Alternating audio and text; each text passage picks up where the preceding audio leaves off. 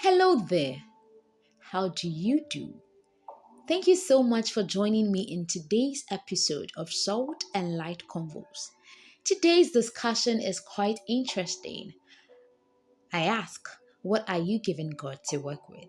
Yes, you heard me right. What are you giving God to work with?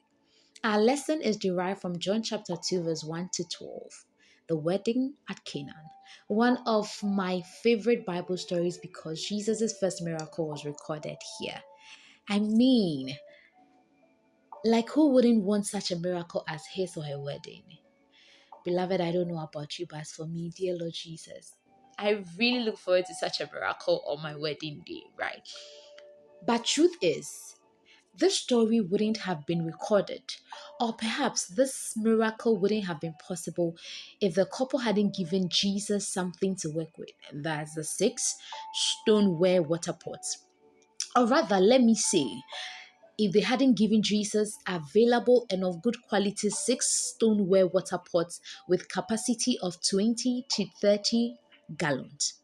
So I ask you again, what are you giving God to work with?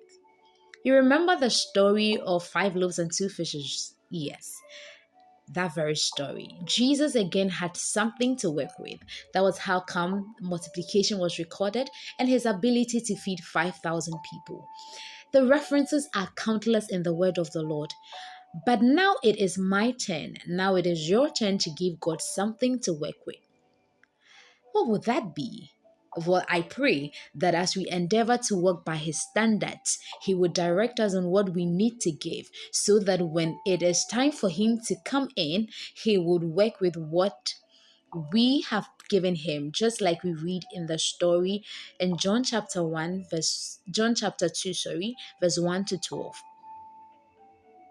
And so, beloved, the weekend is upon us.